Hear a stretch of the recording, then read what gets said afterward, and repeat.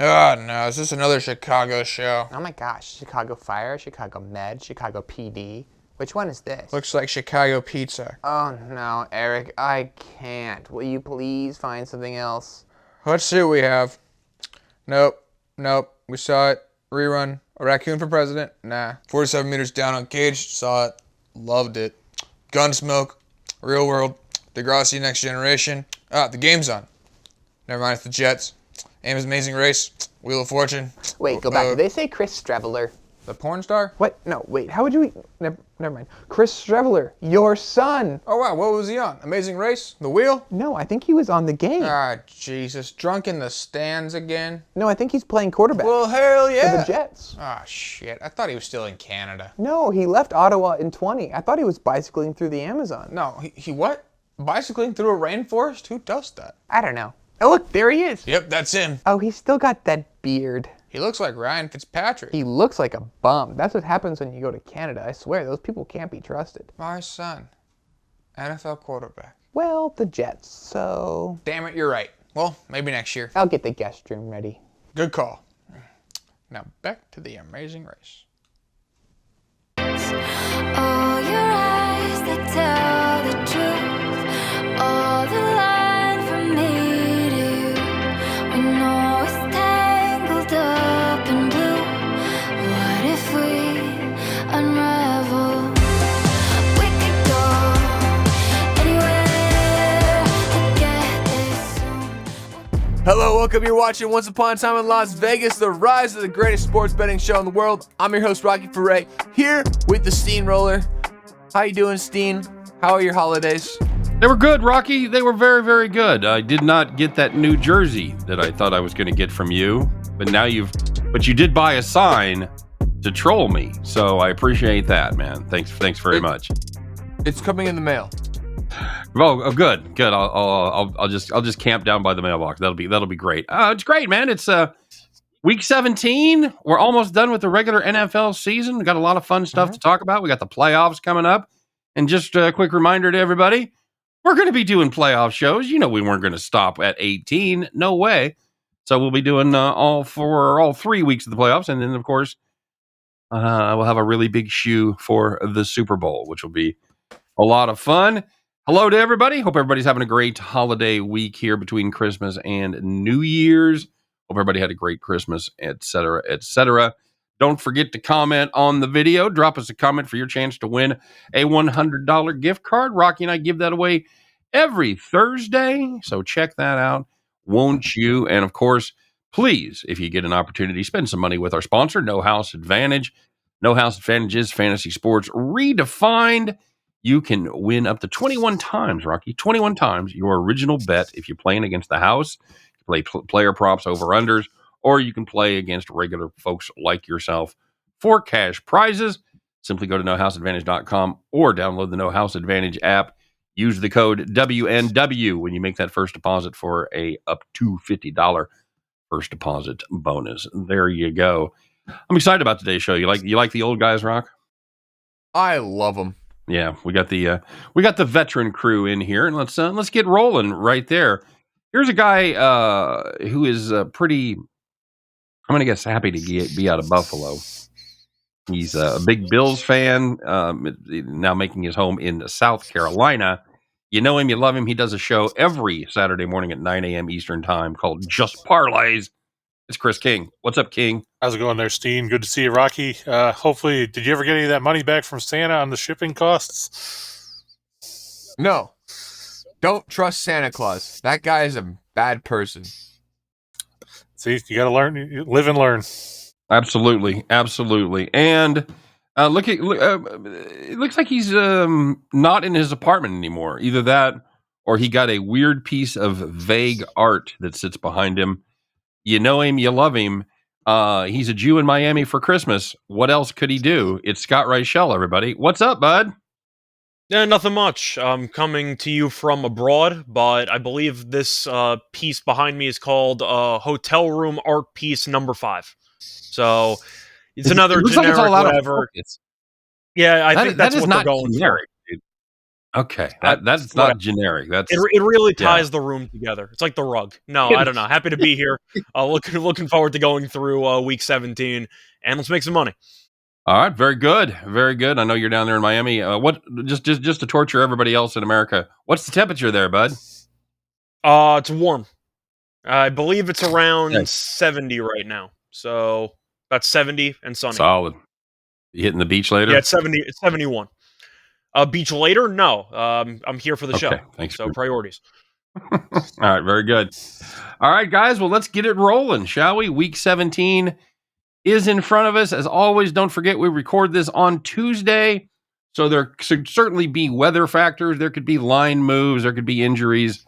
All those things come into play. So please, if you're listening to this, especially close to game time, make sure you check your current data because it's going to be a lot more updated than what we have. So let's start with the game that, we probably do have pretty good data on. This is going to be the Cowboys at the Tennessee Titans down there in Nash Vegas.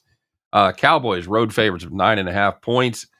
42.5 is the number. Well, guys, we talked a little bit earlier, a couple shows ago, about how there's a couple of things that you always look for on Thursday night. You look for the home underdogs. You look for the unders. Well, the unders have cashed pretty well, but the home underdogs has been a terrible trend on Thursday Night Football, and I think it continues here. Now, don't get me wrong. I don't love this. I don't love this Dallas run defense at all. They are bottom 10 in the league in rush yards allowed and rush yards per carry allowed, but without a credible passing threat, I bet Dan Quinn is just going to load the box and dare Malik Willis to beat him with his arm. I don't think he can do it.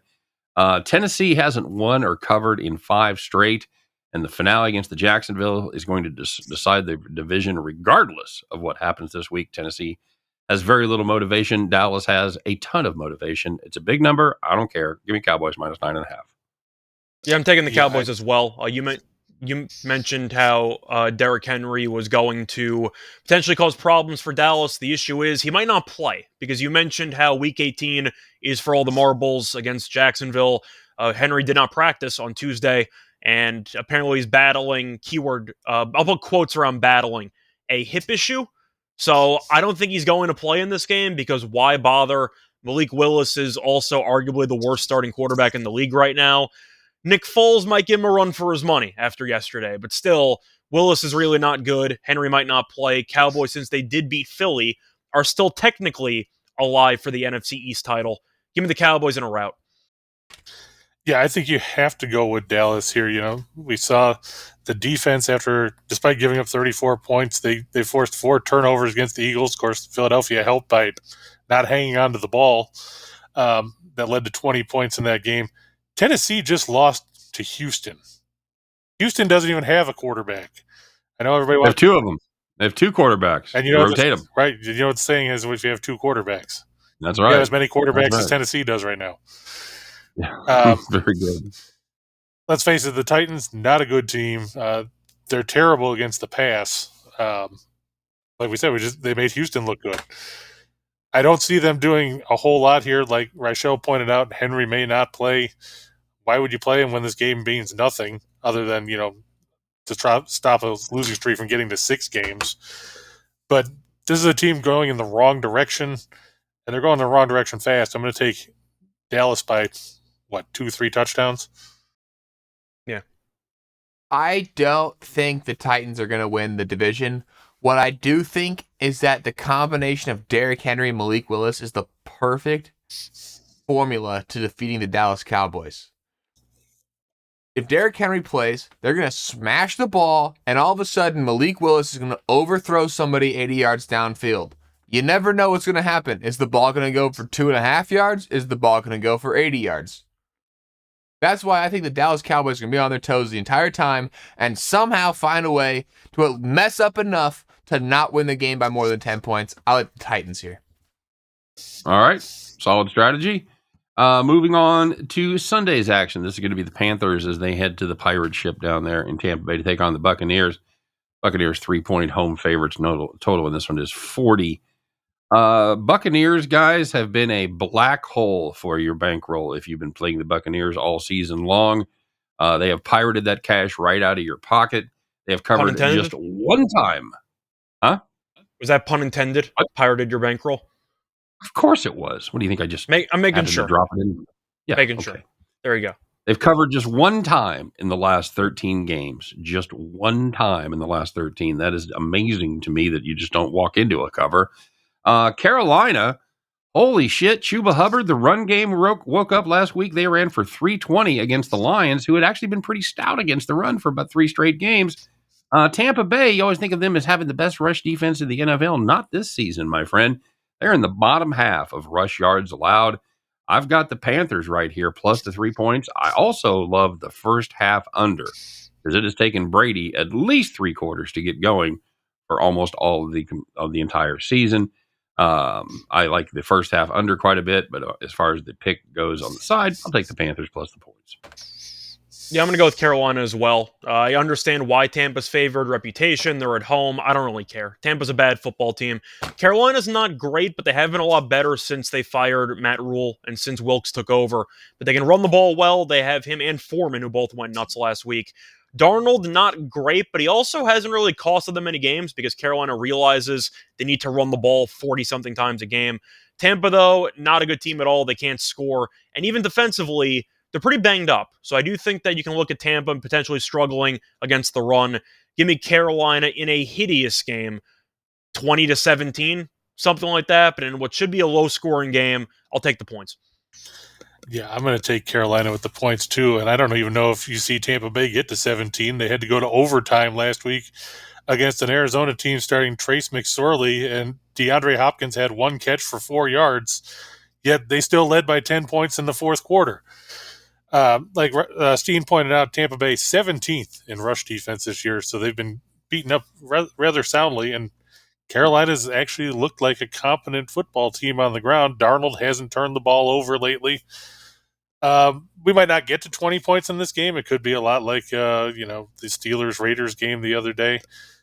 I think anybody will be happy if a team scores 17 points. But I'm going to take the Panthers with the points. I'm also looking at the under rather heavily here because I don't think we're going to get anywhere near 40 points in this one. The only Christmas miracle I got this week was not watching the Buccaneers play against the Cardinals. Why would anybody watch that game? It was bad. It was even worse that it came down to overtime.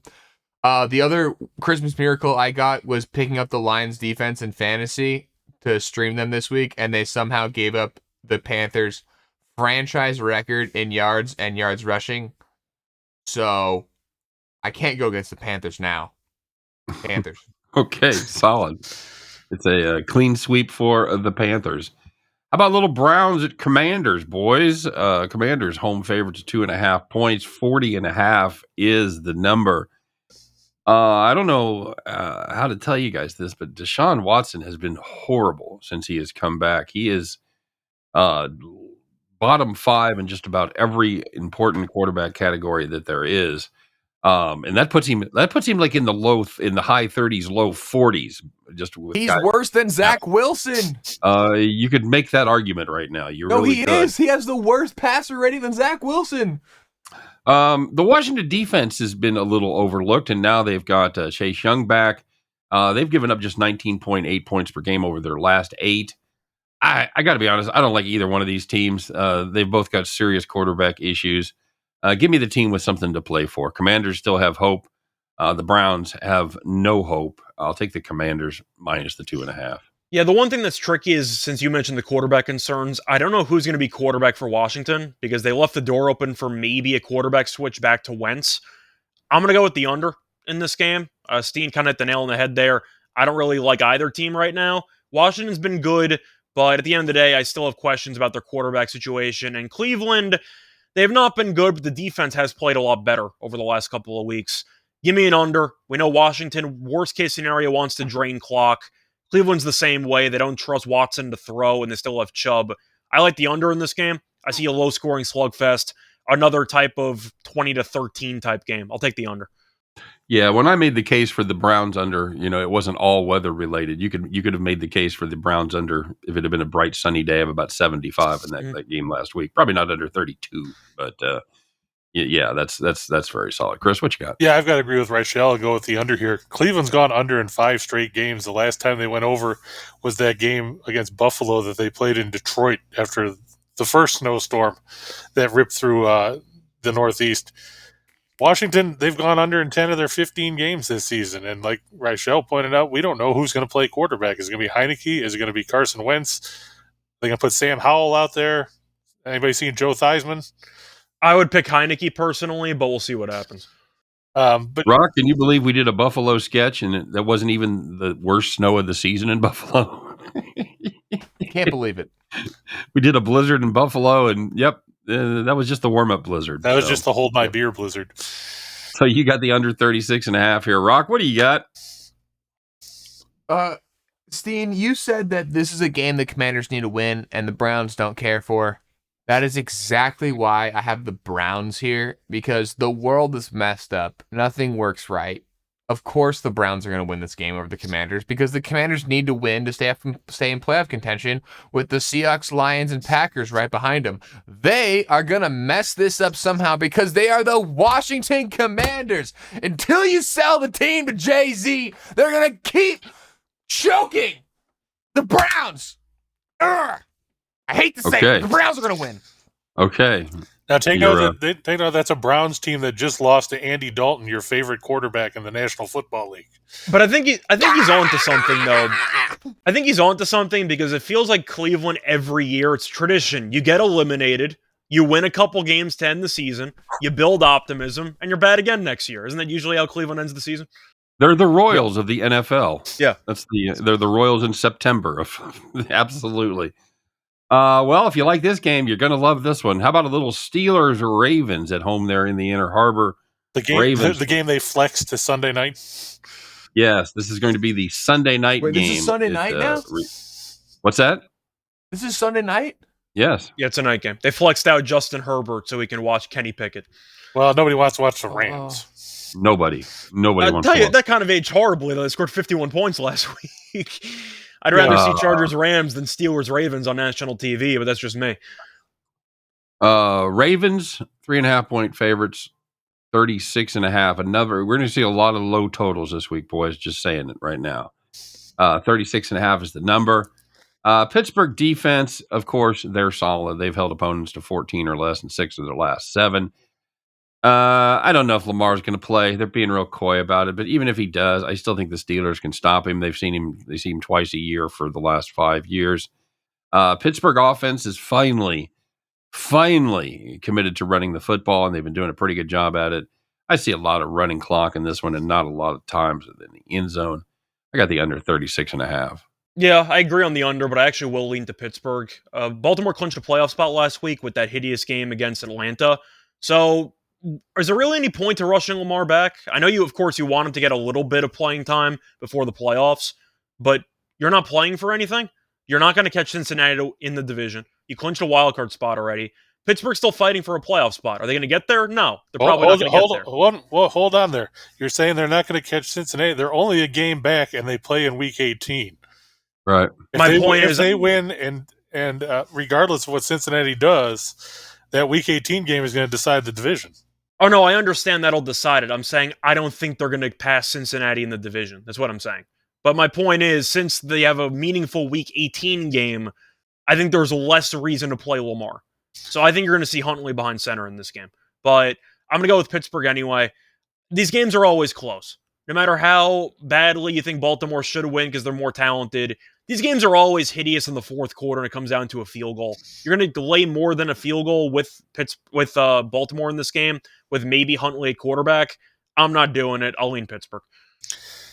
Yeah, the thing that still throws me off is, this game still means something to Baltimore. If Baltimore loses and Cincinnati wins on Monday night, then Week 18 means nothing. Means nothing, yeah. So Lamar Jackson, I think you're going to see out there at some point because the Ravens can't afford to go through another stretch where they've scored 2 offensive touchdowns in the last 3 games. They're going to actually need to have Lamar Jackson come out and do something. I get the fact that Pittsburgh knows him better than most teams since he plays in the North. But this is a game where Baltimore, their backs are against the wall because they've struggled down the stretch. I don't see a ton of points here. The first meeting was, what did it end up like? I don't even remember because it was so long ago.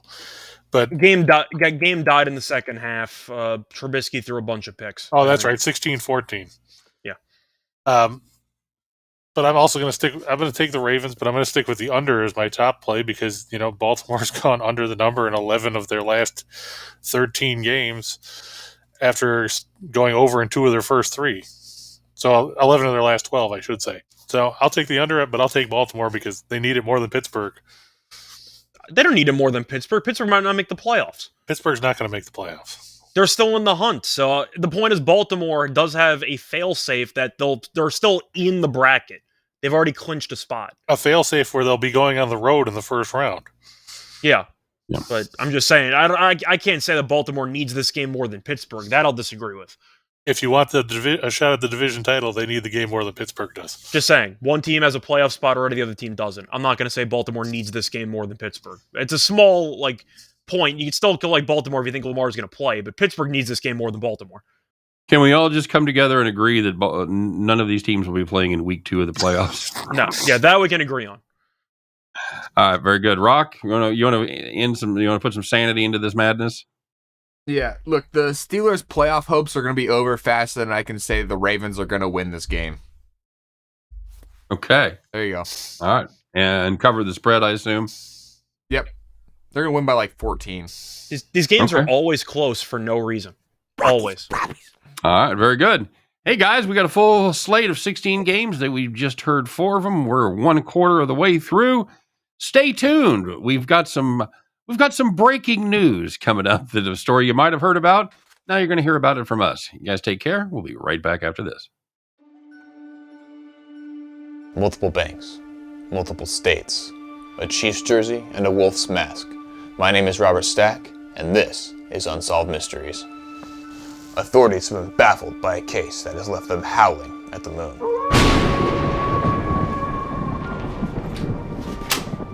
There's no way we're going to catch this guy. He never shows his face. All we've got is a wolf's mask and a couple of banks across the country. Most recently, Houston? Wait, who did the Chiefs play last week? Houston! Right, I was trying to remember why I didn't collect the over. Wait a second. What? Oh, the Chiefs game started. Oh, turn it on. It's definitely that guy, right? Oh, yeah. What? They solved it? Well, there you have it. How about them? Once a superfan, now a prisoner. How about them? Now that's a full How moon about them? transition. What? Chiefs! How about them? Chiefs! What are you doing down there? Oh, we're auditioning to be the next Chiefs superfan. Well, can you keep it down? Hey, ain't you Robert Stack? I thought after the whole X Factor debacle, we were good for a while with Chiefsaholic. Nobody's perfect. Don't I know it? Okay, we ready to do this? Andy? Andy!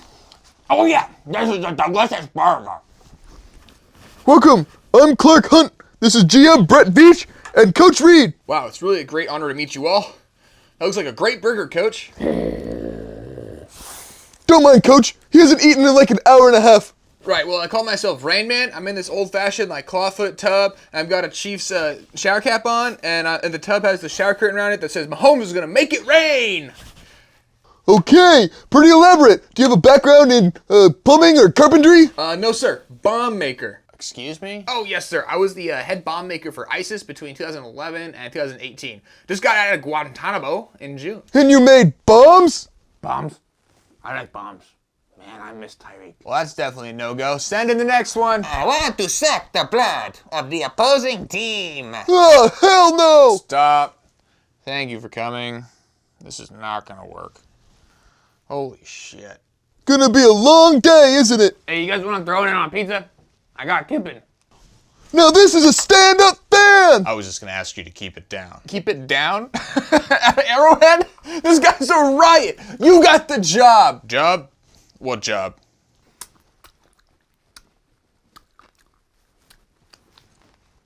God, I'm hungry. All right, everybody. Welcome back. I have to say, of all the things we've written, Rocky, that was probably, that's one of them right there. Top one. Sure is. Oh, what a great story. What a great story.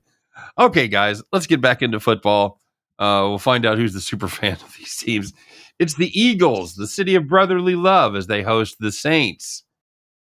Eagles, 6.5-point home favorites, 43.5 is the number. Well, guys, if you're looking to watch this show and find out if Jalen Hurts is going to play, you've come to the wrong place because Sirianni ain't saying nothing. And he certainly isn't saying anything on Monday. He ain't saying nothing on Tuesday.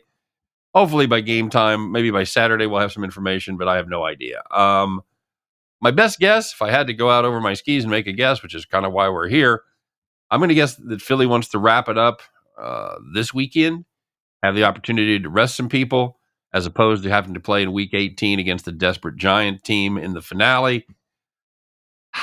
They've let us down so many times. Good teams win, great teams cover. Well, so far, Philly's been a good team, but I think they're great. I think greatness is coming this week. I'll take the Eagles, minus the 6.5. I'm really on the fence on this one. I don't think Hurts is going to play, so I'll actually disagree with you there. But we're going to talk about the Giants game later. I'm not sure if that Giants game is going to mean anything for the Giants in Week 18, but either way, I think I am going to lean to the under in this game. Philly's defense wasn't good against Dallas, just straight up, but we know that the Saints don't exactly have a great passing attack with Dalton. They'll use Taysom Hill a little bit. Weather's not supposed to be great in Philly, and that's kind of the common theme on the East Coast for the weekend games. But Lane Johnson, now out for the rest of the regular season, so I do expect Philly's offensive line to look pretty underwhelming compared to what we're used to seeing. Give me an ugly game here. Couple ways to get there, but I'm going to go with the under. I see this game being a little bit more low-scored than people think. I think you have to go with Philadelphia, like Steehn said. Hurts, the Eagles want to close this out. They don't want to give the Cowboys a chance to have something to play for, or the 49ers or the Vikings or anybody to steal away home field advantage. You win this week, then you can rest Hurts next week. He'll rest during the wild card week. You'll give him, so he'll get some time off where he can heal and be back to full strength. Minshew wasn't bad against Dallas. Like I said, his receivers didn't help him. Quez Watkins couldn't hang onto a ball twice. It ended up being picked off, and that was basically the difference in the game. But I think you're going to see Hurts. I know Reichel doesn't think so, but I think that Sirianni wants to get this done as soon as possible, give his team a chance to heal before the playoffs. I don't trust the Saints. They can't run the ball. They don't have any receivers. Olave didn't play last week. Jarvis Landry's on IR. When your best player is a tight end that nobody's heard of before, then you have issues. I think Philadelphia wins this one by double digits. I can't believe that it's week 17 and I still haven't seen Jameis Winston back on the football field. And the fact that he could play against my favorite quarterback, Gardner Minshew, is so disappointing because Andy Dalton is just going to go out there and be Andy Dalton and suck so much and maybe get a win and maybe not. Okay. Gardner Minshew is a great quarterback, first of all. Everyone who's saying he played bad is probably a Northwest Mississippi fan. You guys don't know anything. You had the worst defense in college football history, and that guy was going out there and giving his all, and you drove him away from that school. You It okay, was a bud? great quarterback for you, and your defense couldn't ever get a stop. Now, for those of you who want to console Rocky, send your Andy Dalton jerseys too. That's why I should have got Rocky. It was an Andy Dalton jersey for Christmas. There's still That'd time. have We been- can get it for Burned New it Year's. immediately. That'd have been fantastic. Rank right up there with that Charlie Fry jersey. So, guys, has there Still ever done that. been a bigger drop off between teams with good quarterbacks and teams without good quarterbacks? If you look at the division leaders, every team has a good young quarterback, except for the Vikings, who have a good older quarterback, but is still playing very well. The two exceptions would be the Buccaneers, which they're only in first place in that division because somebody has to be, and the Niners, who have gone through now their third quarterback because of injury. I think Steve Young is next on the depth chart. Hello, Elvis Gerback. He's coming back. Where have baby. you gone, Steve Bono? But if you don't have a great quarterback, do you have a shot in this league? Not now. To win a championship or to win the division? How about this? Let's say to win the division, let alone no, the Brock championship. Purdy's doing pretty well, and he's not a great quarterback. But the 49ers probably have the most talented supporting cast in the league. I mean, top to bottom, I think the Niners are the best overall roster. So there you go. That's the balancing act there. Let's put it this way: having a great quarterback covers up a lot of flaws. You know, I extolled the virtues of the 49ers on the show last week, and I got roasted in the comment section. I said I thought there was 3 teams in the NFC, or at least 2 teams in the NFC that were better than any team in the AFC, and one of them was the Niners. And I got the Niners going to the Super Bowl. I've had that for about a month. I think that's legit. So, anyway, as far as this game goes, this is going to be Cardinals and Falcons, and that's kind of why I thought about the quarterback situation. Falcons are at home, 3.5-point favorites. 40 is the number. You know what? No matter who plays quarterback for Atlanta, be it Mariota, be it Desmond Ridder, I don't care. This offense has been dreadful. They've scored under 19 in 6 of their last 7. On the other side of the ball, you got McSorley.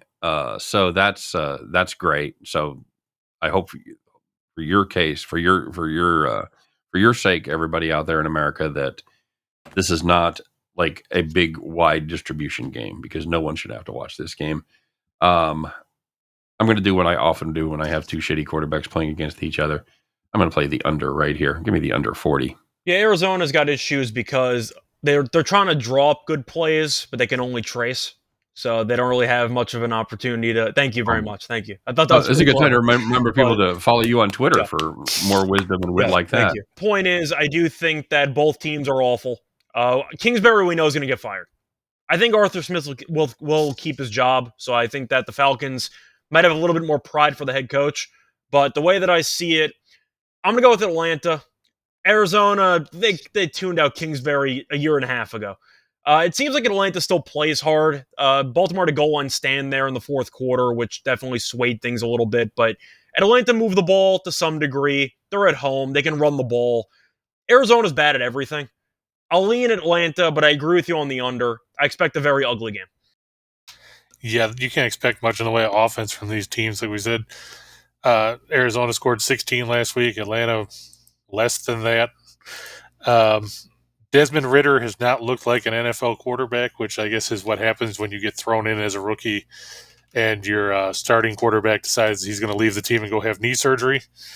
So they don't even have a decent backup. Fortunately, they do have about 37 guys that they can hand the ball off to. You got Patterson, you got Algier. Huntley, of course, is done for the year because he got hurt a couple weeks ago. This Arizona team has gone nowhere fast. I think you got to go with Atlanta at home, and you got to go with the under because 6 of the last 7 for the Falcons have stayed under the total.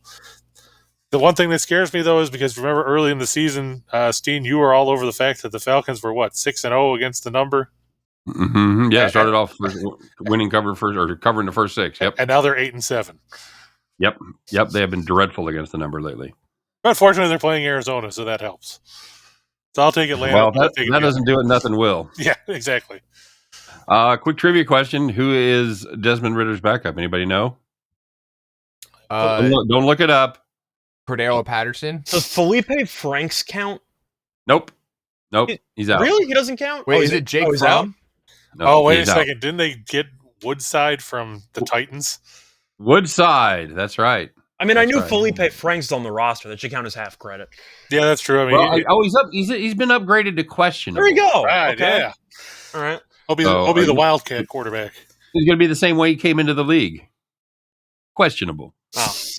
Very.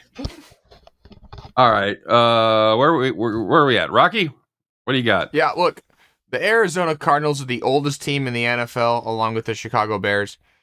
And it makes me mad that fan base is not demanding the same respect that, like, Bears fans are demanding from their team. Fire Steve Keim. Fire Cliff Kingsbury. Start acting like you're one of the oldest teams in the NFL. Start acting like you've been there before. They don't know what they're doing. For that reason, I want the Falcons. I'm tired of the Arizona Cardinals. Start playing and start critiquing your team like you are a cornerstone of this league. Isn't it kind of crazy? Grow a pair. Have some respect. Rocky done took his fired up juice today. Yeah, isn't it a little bit crazy how the Cardinals basically have a useless history besides a little cup of coffee with Kurt Warner and Carson Palmer?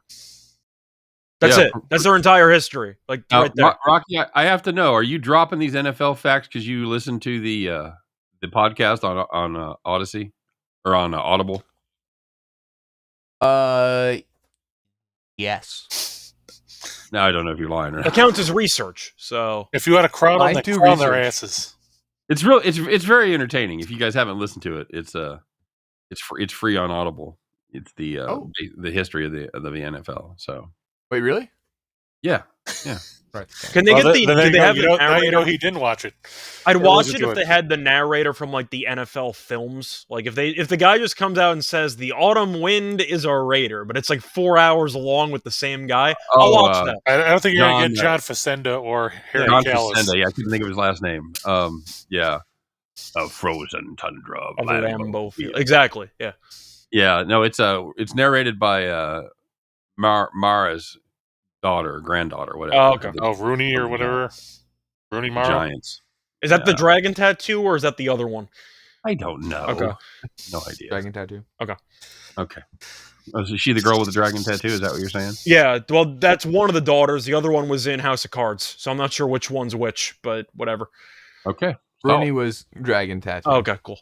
And Social Network. She was in that, or she has one? No, she was the woman in Girl and Dragon Tattoo, the movie, and she was also the woman in the Social Network. Girl was Swedish. What are you talking about? That's a foreign film.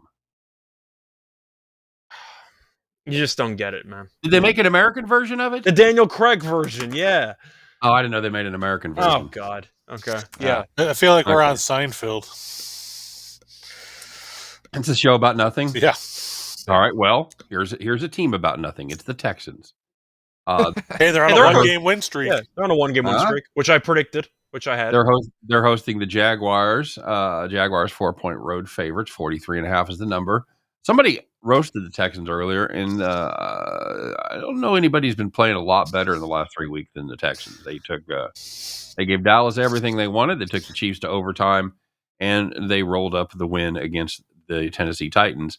Allegedly the first place team in their division. So, whatever reason, they're playing pretty good football. And you look at these games on paper, they should lose every game by 20 points. But for some reason, it works. Jaguars, we talked about it in terms of the Tennessee Titans. Jaguars, the other part of that equation. It doesn't really matter. This game doesn't matter. So, will they rest people? I don't know. Remains to be seen. I don't know that the motivation's there. If ever there was a look-ahead spot, this is it. Plus, the Texans, the future's now, baby. I like the Texans here. I'm not getting in front of the Texans train. Are you kidding me? Give me the Texans plus 4 points at home. I think I'm going to lean to the under in this game, but I agree with you on the Texans. I've been backing the Texans the last couple of weeks. I had their team total against the Chiefs. I had them on the money line against the Titans at around like plus 150. But motivation's a big story. And Houston, despite the fact they might accidentally blow up the tank by winning too many games down the stretch, I do think this team has played better. And Jacksonville is really banged up on the offensive line. They've had a couple extra days of prep because they played against the Jets, what was supposed to be football. I don't know what you want to call that, but that was on Thursday. They got nothing to play for. This game doesn't matter. The offensive line's banged up. Maybe Lawrence plays a half and they potentially pull him. I don't know, but I'm going to go with the Texans because they should be motivated because for whatever reason, they're still trying. It seems like they're a prideful team, worst case scenario. Jacksonville, what's the point? So I'll go with Houston and the under. See, I'm going to have to lean towards Jacksonville. I know that the theory is that, they have nothing going for them here because of next week's game. But, the last thing you want to do is go into a game where you have to win to get the division title because you have to figure there's only one team coming out of the South. You don't want to mess up with momentum as well. Right. You don't want to go in on a dud and then have to go play and deal with Derrick Henry, trying to steamroll you. Houston, I give them credit. They've played really good football the last few weeks. Sadly, they still lost 2 of those 3 games. I think they'll hang around, but I think Jacksonville will put it away in the fourth quarter to cover the line. They'll win by 7. Houston will find a way to, turn the ball over at an inopportune time and Jacksonville will take advantage of that 32nd ranked run defense that Houston boasts on their home field. The Jaguars make it 6 in a row, and Houston's 1-game win streak comes to an abrupt end. I do want to ask, though, if I just could poll everybody, do we think Lawrence plays more than a half? Because I think the answer is no. I think he's going to get pulled in the third quarter. I think he's going to play. I don't think that they want to. The last thing you want to do after seeing what Houston's done the last 3 weeks against, good quarterbacks in the case of Prescott and Mahomes, not so good quarterback is in Willis. The last thing you want to do is put in your backup, which I don't even remember who the hell it is for Jacksonville. Is it Chad Henne? No, he's not there. Who is their backup quarterback? Anybody know? It's Beathard, I think. I think it's CJ Beathard. Yep, it is, according to the depth chart. I don't want to stick him in when he's had, no snaps all season and try to move the ball in a game where, you could end up then blowing it in the second half. I get it. I just think you're against Malik Willis, who's one of the worst quarterbacks in the league in Week 18. You might as well just keep Lawrence healthy and have the massive edge there. So you're against Malik Willis, but Derrick Henry's still going to run the ball 35 times. That hasn't worked out well for Tennessee the last month. They're 0-5. So I think he plays. I think he plays the whole game. You think he does? Okay. Yep. What do you got, Rock? I'm trying to look up here, but the NFL website is ridiculous. If the Jaguars are still playing for a wild card berth, even if they don't make the division, I want to say no. Because the Miami Dolphins right now are 8-7, the 7 seed. Yeah, right. So I think even if they still have a chance, the final wild card would get 9 because it's either going to be Miami, New England, or the Jets. So the winning team would get 9. All right, so in that case, then I don't know if Trevor Lawrence is going to play more than a half. But I can tell you one thing, and that's, as a Seahawks fan, I'm still holding out hope for the number 1 pick. If the Texans win out and the Broncos lose out and the Bears win 1 game, the Seahawks get the number 1 pick. Solid. Actually, I don't know if that works out because I think the Broncos have the tiebreaker over it. So then anybody that even questions that was the worst trade of all time will not be able to talk about it. I have a conspiracy that Lovie Smith is a double agent, and he's secretly trying to get the Bears the number 1 pick before he officially no longer becomes an NFL coach. That is, I would love that. It's a hot take. I want a 30 for 30 on that. Okay. Hey, speaking of the Bears, they're traveling to Detroit, Motor City, to take on the Lions. Lions 5.5-point home favorites. 51.5 is the number. Well, these two teams made me look stupid last week because I said nice things about both of them. Well, at least the Bears were game for the first half. I don't think the Lions were game from the time they got on the bus to leave the hotel. The Lions, they're still playing for something. They need the last 2 and a lot of help. This is the biggest game that's going to be played in Detroit probably for the last 8 seasons. You know what? They may eke out a close one here, but I think the Lions do Lions things and try very hard to piss it away. They either completely piss it away or they make it dangerously close. I'll take the Bears plus 5.5. I think I'm going to go with the Lions here. I understand that Chicago's kept most of their games close. The game last week was a little bit weird because the wind was crazy and Buffalo stacked the box and Josh Allen did Josh Allen things. But I'm going to go with Detroit.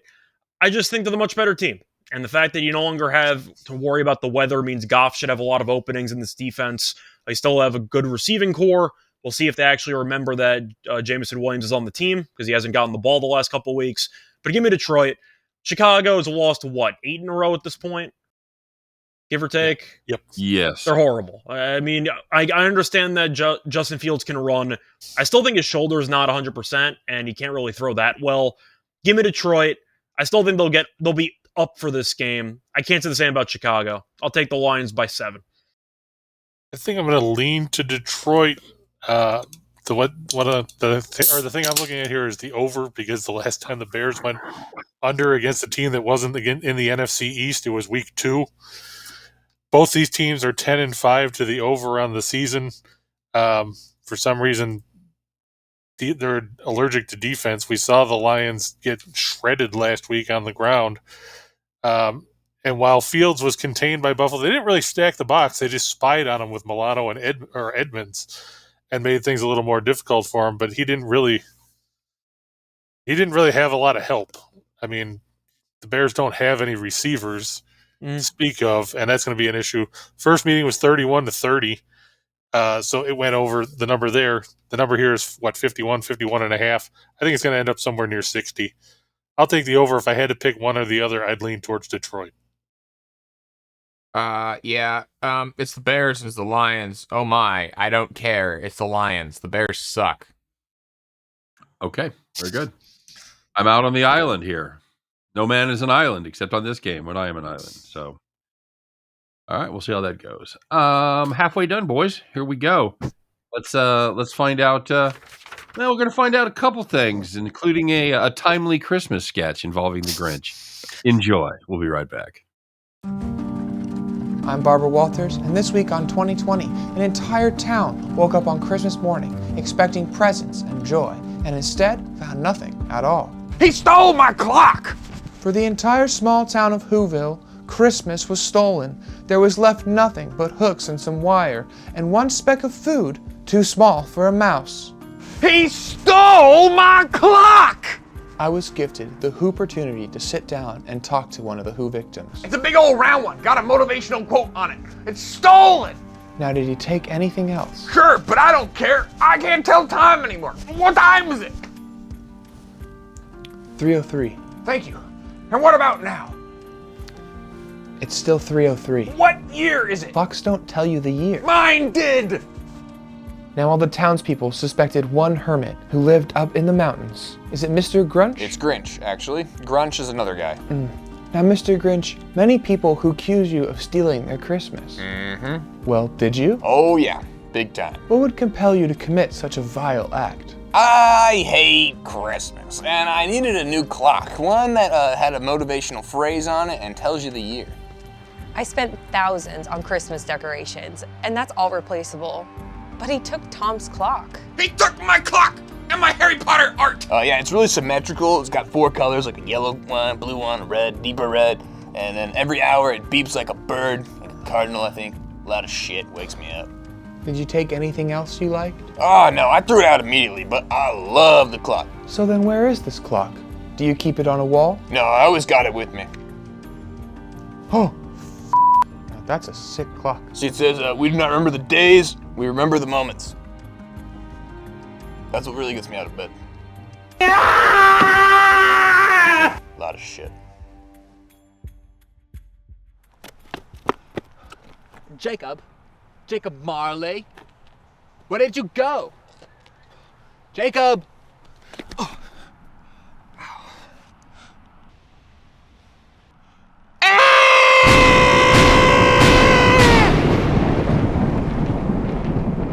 Am I in the presence of the ghost of Zach Wilson yet to come?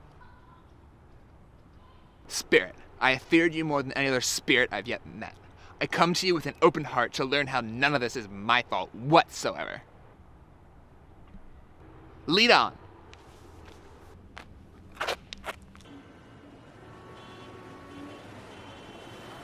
Look, I don't know much about it either way. All I know is he's benched!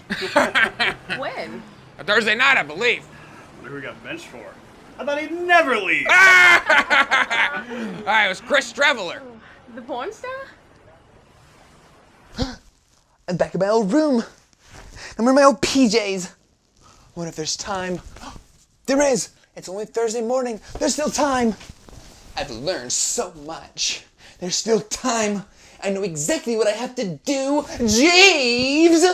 Yes, sir. Sorry for the delay, sir. Jeeves, you look so distraught. No, sir. Why don't you take the afternoon off? It's a game day. Really, sir? I've always wanted to watch one of your games. Yes, Jeeves, but first, an errand. Anything, sir. Ready the hyenas. We're going to Chris Streveler's house. Chris Streveler? The porn star? The quarterback. But why? Because I'm playing that whole goddamn game.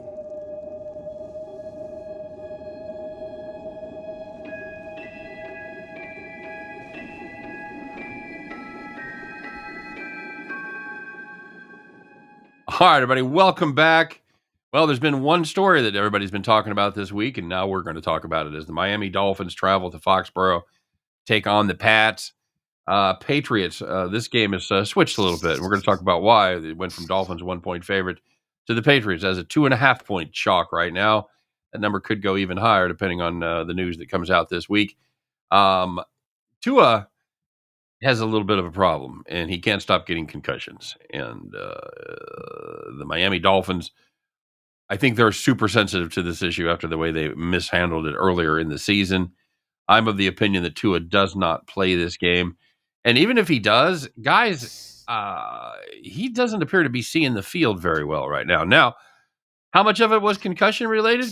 Could be a good amount because all the problems for Tua occurred in the second half after the alleged incident. So we'll see what happens.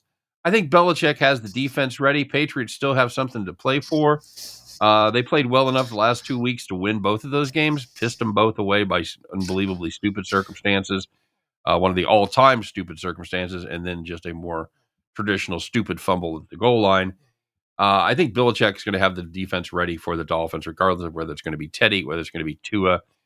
I got to go with the Patriots here and locking it in now at 2.5. For me, I do agree with you that Tua is not going to play. I'd be shocked if he was. The question is, how big of a drop-off is Teddy Bridgewater? I don't really know. He was supposed to start one game this season against the Jets. He attempted one pass, got a safety, and got injured, and he didn't play. So I don't really know how big of a drop-off there is. He came in relief in that Cincinnati game on Thursday night earlier this season, but I think I'm going to lean to the under in this game and just play it safe. Miami, I don't exactly expect to air it out with Bridgewater. It's going to be cold weather in Foxborough in December. What else is new? And you still got Matt Patricia calling plays. So I don't trust either offense. I think it'll be an ugly game. Give me the under, but I see a classic New England 2017 type game. Some type of rock fight that comes down to the wire. I'll take the under. Skyler. The bad news for Reichel talking about the weather is that that's going to be in the mid-50s as of right now. Yes. On Sunday. Is there any rain involved or any? There's showers. No wind? Okay, showers. There you go. That counts. The point about Bridgewater is there a drop-off? Well, you pointed out the big thing with Bridgewater. Like you said, he ran one series and got hurt. Yeah. So he's he's more of a glass Joe, going back to Mike Tyson's Punch-Out, than Tagovailoa. Let's face it, the guy shouldn't have been in the game. McDaniel saying that he didn't know when it happened just shows that either A, he's a terrible liar, or B, he's an idiot. Because anybody that watched the replays clearly saw that when he smashed his head off the turf with 2.5 minutes to go in the first half, that it looked eerily similar to what we saw back in Week 3 against Buffalo and in Week 4 against Cincinnati. Now to come out with these great comments like, I just want guys to really be done right by the information we have, the science, and all the medical expertise we rely on, that just shows you're an idiot. McDaniel is, everybody thought he was the great coach back in the first part of the season when Miami was leading the AFC East. Reality is set in. They've lost 4 in a row. They're now 8-7. They're fighting for their playoff lives. And like Steehn was chanting there, you might see Skylar Thompson at quarterback by the time the second quarter starts in this game. I'm going to take New England. Welcome to another edition of Chris Hates Everyone in the AFC East. For the record, I think McDaniel's actually a pretty good coach. I just think Tua is not very good, but I know he was great for a month there against the worst defenses in the league. Steehn started off the game talking about, how much of it was concussion-based the second half suggests. He was still terrible against the Chargers and the Niners. He wasn't concussed for those games. So I think Tua kind of just fell off a cliff against good defenses. That's kind of how I look at it. There. Chris, any parting shots at McDaniels? I think McDaniels is going to wish that he had another quarterback after Bridgewater gets knocked out because, let's face it, Miami's offensive line hasn't looked all that great. And you've got to deal with Uche and Judon on that defensive line for New England. Judon's going to be licking his chops because Teron Armstead is banged up. He might go around him like a pylon. And then what's going to happen when they have to scrape Bridgewater off the turf like a pancake? That's why I'm on the under. Skyler. Preseason MVP, Skylar Thompson. Well, I'll tell you something. As much as we're hating on Mike McDaniel, I think that the reason why Mike McDaniel's not been doing well is because Tua, as a left-handed quarterback, can't see out of his right eye. Looking down the field, all he's got is this eye, trying to look, because he can't see because of all the concussions. I think that Teddy Bridgewater, if he can get the ball out in time, get Tyreek and Jalen Waddle in space, can do a lot of damage to a Patriots team that has somehow become the anti-Minnesota Vikings. In the year of 2022, the Minnesota Vikings will win a game no matter what. And the New England Patriots will find a way to lose a game no matter what. I don't care if it's Jacoby Myers throwing an interception, throwing the ball 40 yards backwards, Ramondre Stevenson fumbling the ball at the 4-yard line. They're going to find a way to lose. I think the Dolphins break their losing streak right here with Teddy Bridgewater. As a Jets fan, I'm rooting for the Dolphins. 5 or 10 years ago, that Stevenson play would have been blown dead because it would have said forward progress was stopped. 100%. 100% accurate. No doubt about it. All right. Well, let's talk about the Broncos. Broncos making the big move on Monday, getting rid of Paul Hackett. Nathaniel Hackett. Sorry, Paul Hackett. Paul Hackett might have been better. I don't even know who Paul Hackett is. He might have been a better football coach. He was the Chiefs old-time defensive coordinator, including a stop in Kansas City. Okay. Or maybe he's an offensive guy. I think he was an offensive guy. Yeah, he was. He was an OC guy. So Nathaniel, whatever Hackett, Molly Hackett is, they're all gone. The Broncos coming to KC. Chiefs, of course, 13.5-point favorites. 43.5 is the number. My God, people, if you have learned nothing else from this season, stop laying double digits with the Kansas City Chiefs. Just don't fucking do it. I don't think they've covered a double-digit number all season long. What if they're playing the Broncos? No, don't do it. What's the weather in KC supposed to be like this weekend? I know it's going to be cold, but it's supposed to be beautiful. Really? It's going to be it'll be 60 on Friday. I think it's going to be like a 45, 50. Okay, it's actually not bad. It'll be fine for December. Yeah, this is a Kansas City. When you look up before you started watching Scott and I, you never heard the term "play with your food" before when it comes to NFL teams. And if you don't know what that means, watch this game and watch the Kansas City Chiefs play. They look like they're playing through Jello after they get a 10-point lead. I want no part of it. None, zero, zip, nada, zilch. Not going to do it. Give me Denver. I don't care. I don't care who's playing quarterback. I don't care if it's Jay Cutler. I don't care if it's Bubby Brister. I do not care. I don't care if it's Craig Morton. Gary Kubiak. I don't care if it's Charlie Morton. I'll take the Broncos plus the points against the Kansas City Chiefs. So I do agree with you about playing with your food, but I'm going to take the over. I think Kansas City's going to move the ball at will in this game. We saw that's the other trap. That's the other Kansas City trap. Oh, sure. Yeah, absolutely. Well, it's the over because Kansas City doesn't stop anybody either. So I think Denver can actually score a little bit. You look at the first meeting of the season, and Denver's offense exploded because the Chiefs... Russell's cooking. Well, the Chiefs can't stop anybody. But I just think you're going to end up seeing the Chiefs perform pretty well offensively. They might take their foot off the gas, but I can see them scoring a bunch of points. Or Denver score a decent amount because the Chiefs, once again, are really not that good defensively. They were pretty good to start the year. They've gotten progressively worse. I know they were good last week when it was below 0 against Seattle, but I'm going to go with the over in this game. I think Kansas City could score 40 if they actually show up. They could just score 27 and let Denver hang around. But 43.5 seems a little bit low with good weather. I'm going to take the over. Yeah, I mean, to the point about the Chiefs with these lines, they were 0-6-1 against the number in the last 7 games before covering against Seattle on Christmas Eve. I don't get it. Before that, their previous cover was against San Francisco back in week 7. That was 2 months ago. They were favored by 14 over Tennessee. They didn't cover there. They won in overtime. They pushed against Jacksonville as a 10-point favorite. They didn't cover against the Rams in that game that closed at 16.5. We saw the first game with Denver where they ended up as an 8.5-point favorite, and it seemed like they were going to run away with it up 27-0. And then it ended up 34-28. And we saw the Houston game 2 weeks ago that ended up in overtime. I think you got to take Denver with the points, whether it's Brett Rippon or, whoever. Maybe they'll put Kendall Hinton back there like they did in the game a couple of years ago where they had no quarterbacks because of COVID. But I think you got to take the points in the Broncos here because you can't trust a Kansas City team that's 4-10-1 against the number.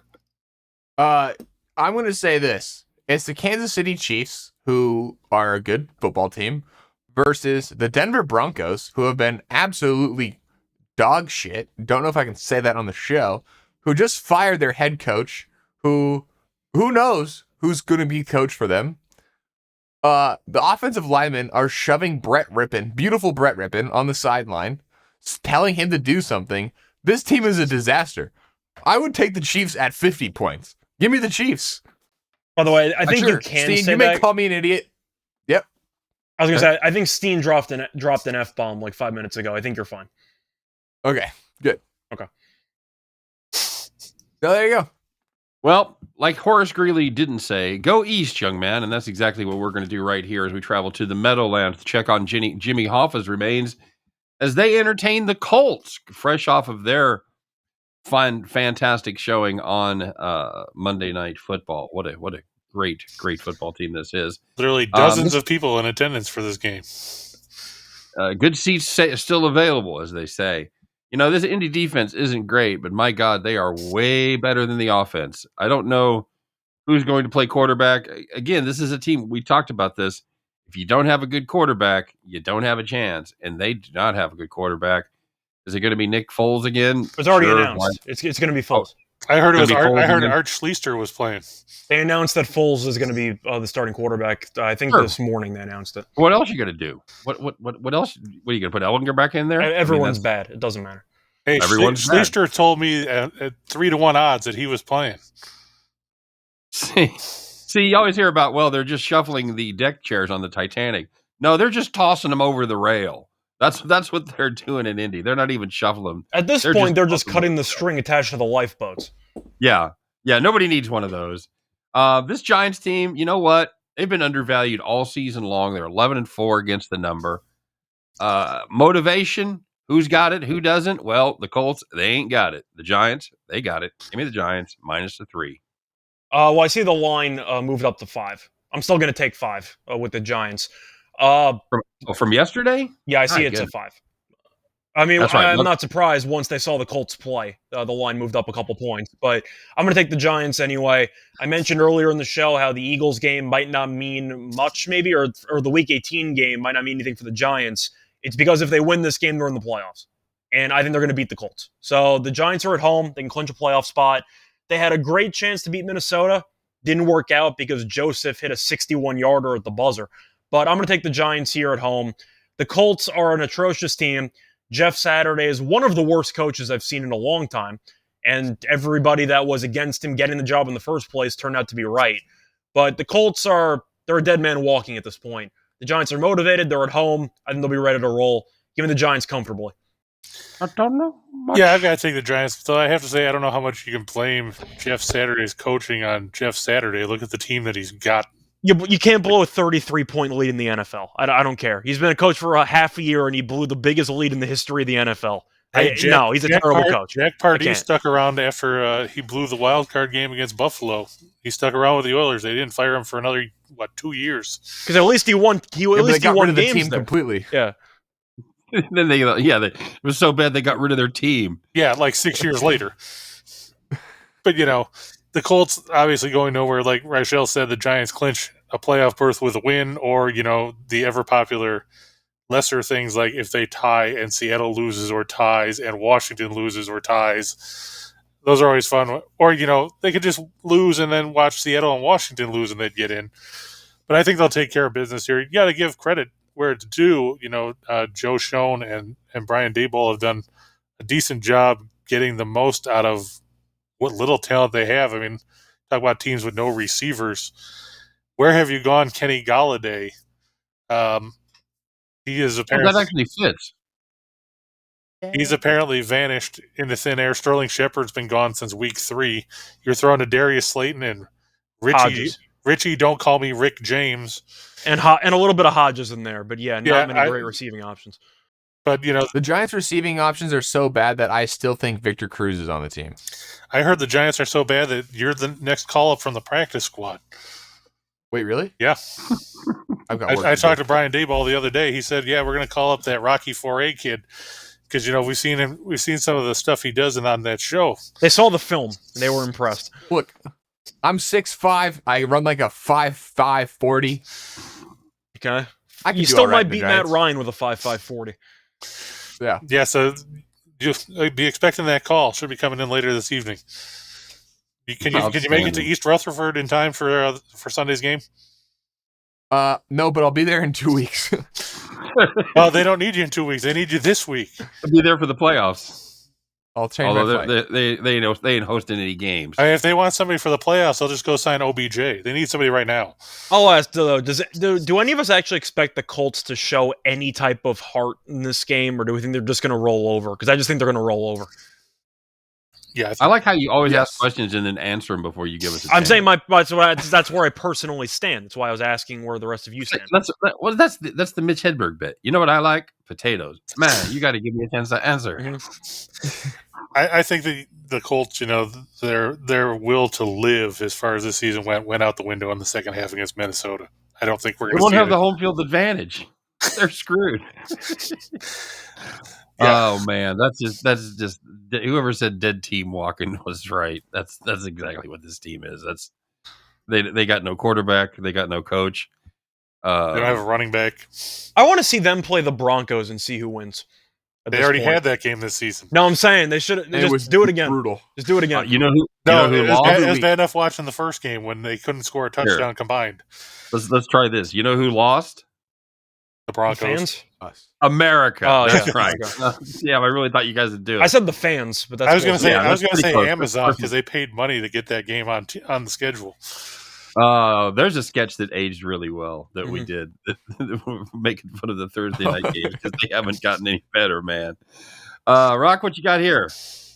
According to the NFL game script, in order to get absolutely wrecked by the 49ers in the wild card round of the playoffs, the Giants need to win this game to clinch playoff. Therefore, the Giants will win this game. Okay, very good. Will they cover? Yep. They're gonna win by like 30. Are we sure the Colts score a touchdown? I was They gonna didn't say- score in the dome against the Chargers. I'm not sure they're going to score a touchdown. If the team total for the Colts is 10, do you take the under? I'm not taking the over. The Colts lost their best running back, traded their second best running back, and now are starting Nick Foles at quarterback. And they scored 3 points. How it's going. Pretty good. Yeah. All right. And the last one of this segment is a game that I know Rocky is probably just a little bit interested in, is the Seattle Seahawks host Scotty's Jets. By the way, Scott, I forgot to say, you got to hate Jacksonville about now because they beat your team 2 weeks in a row. That's what happens when you have two favorite teams. They get beat 2 weeks in a row by the same team. Not good, bud. Not good. Wait, what do you mean the Jets back? Dallas got beat by Jacksonville. Yeah, okay, yeah. And then the Jets got beat by Jacksonville. Yeah, I mean, the Dallas one doesn't matter. I don't think they're going to catch Philly anyway. They're locked into basically playing Tampa or Carolina. The Jets one's annoying, but I had money on Jacksonville, so it could have been worse. Fair. Damn kids with their multiple teams. Yeah, no kidding. It's not like my team's won anything either way. I got 2 shots at it. I still can't even win anything. Well, Chris's team can't either, but they seem to think they can. So, hey, at least we don't go to overtime against 1-win teams. At least the Jets. At least the Jets have a world championship. So. They're still alive in the playoff hunt, which we'll talk about in a second. But I'll let you do the honors first. All right. So this is the Jets Seahawks. How did it pick them on Monday? Is that pretty much where it's? I believe Jets are -2 now. I think. I got 2.5 actually. So 2.5. Apologies, not everybody, for updating here. I usually update the lines before the show on Tuesday, and I did not do that today. But this is we've made fun of a lot of offenses, but these two offenses are really struggling right now. Mike White's coming back for the Jets. I think that's what's driven the line move. No, can I say this? Some of the shine is starting to come off of Geno Smith. I mean, it started the season like gangbusters. He was in the MVP conversation, and maybe a little better than average. But for whatever reason, these offenses really are not playing well. However, Jets defense is still playing extremely well. They've given up just an average of 17.6 over their last 7, and they are an under machine. The under has cash for gangrene in 8 of their last 10. Well, it's a great combination. The offense can't score, and the defense is still very solid. I like the under in this game. I think the Jets probably take care of business, but man, with that dreadful offense, it is so hard to get behind this team at all. I'm just going to bet on dreadful offenses. Give me under 43. One of these teams does not get to 10, and that should leave us plenty of meat on the bone. Yeah, I'm going to go with the Jets in this game as well. Not even trying to sound like a homer, but realistically, I said a month ago that Seattle was going to miss the playoffs. I thought their turnover margin was extremely fluky in the first couple months of the season, which it was. and then everything kind of went back to normal, and Seattle can't get off the field because defense isn't very good. Offensively, the offensive line's not very good. Geno's turning the ball over a lot, and Tyler Lockett's injured. So you're looking at Sauce Gardner matching up on Metcalf, which you're assuming should be, worst case scenario, a slight edge to the Jets, maybe close. Does Seattle really have any other options? Because Goodwin got hurt again last week. They don't have really a wide receiver 2 at this point, and the ground game's fine. The Jets are decent against the run. I'm on the Jets here. I think Seattle's offense has a lot of problems, but it's also in Seattle, so you might see some weird things happen. I like the under, but I do like the Jets. No offense, Rocky, but Seattle, I think, is kind of just out of it at this point. See, I'm actually looking the other way. I actually like the Seahawks here. You're talking about Lockett being hurt. He could play this week from what they've said. So if he's in there, stranger things have happened, like you said. But Geno Smith, he hasn't been bad. He's still got a QB rating or a passer rating of 102.9. He's got 27 touchdowns against 9 interceptions, and he still leads the league in completion percentage at over 70%. It's really the offensive line. They're having such a hard time blocking teams, game in, game out at this point. So are the Jets. I mean, look at what happened to Mike White that got him hurt in the first place. Oh, no, you're right. I just think the Jets' offensive line is better than Seattle's. I think the Jets' pass rush is better than Seattle's. I just don't trust the Jets. I mean, we saw them fold up last week against Jacksonville at home. We saw them give up a 50-yard touchdown on 4th and 1 to a third-string tight end for the Lions, where they couldn't even run the guy down. Mm-hmm. This is the Jets team. Their last 3 games, they scored a combined 32 points. That's not going to get it done. I think Seattle gets the win at home. Strange things happen up there in the Pacific Northwest. I've seen it firsthand living up there for a couple of years. I'll take Seattle on the points. I'm with you, Chris. The Jets suck. I don't care if Mike White is playing. I've said that the Jets offense is night and day with Zach Wilson and Mike White. I don't care that Zach Wilson's not playing. I don't care that Mike White is playing. I don't care that Luke Wilson no longer plays for the Seahawks. They still have enough people to get the job done, even if Marquise Goodwin doesn't play, even if Tyler Lockett doesn't play. Sauce Gardner's one man. That's why they call him an island, because there's a whole rest of the field. Ken Walker's going to run all over the Jets. The Jets have no running backs left. So you know what that means? The Seahawks can't suck enough to let them get 4.5 yards per carry. I like the Seahawks in this one. I think they win 42-13. And my question to you, Rachel, is you talked about Sauce Gardner on Metcalf, Tariq Woolen on Garrett Wilson. Who else are they going to throw to? Are you going to throw to Corey Davis? I mean, I think Davis. You can throw to Corey Davis. I think Davis he just is won't fine. catch it. I think that you're looking at the corners here, and Gardner's been arguably the best corner in the entire league, going based on receiver stats.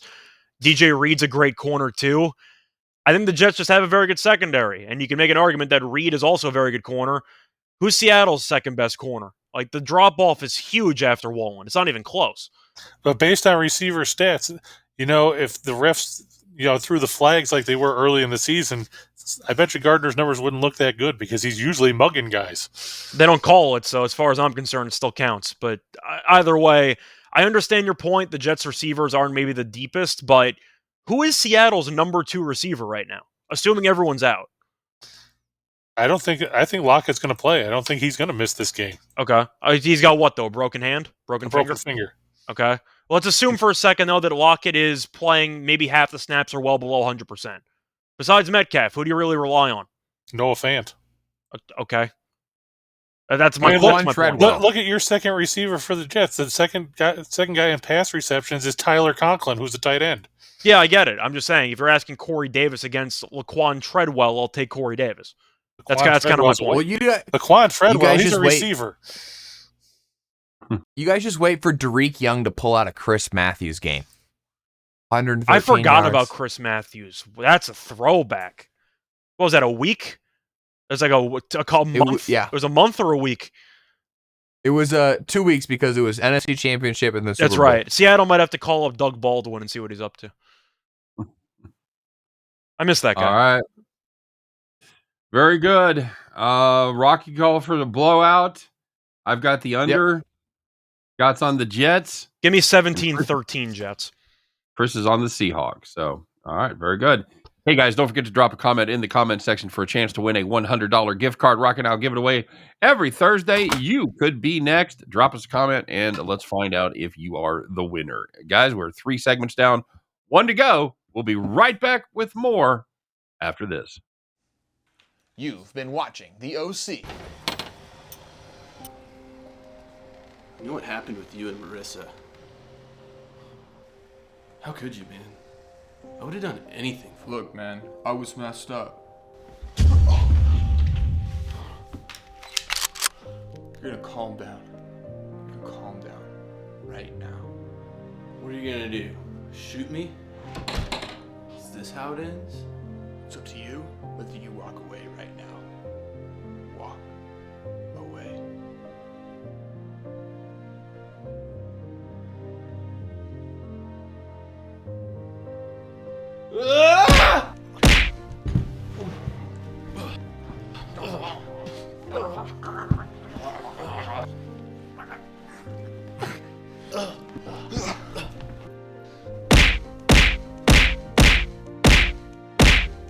Oh my god, stop! You're killing him! Hey, please get off of him!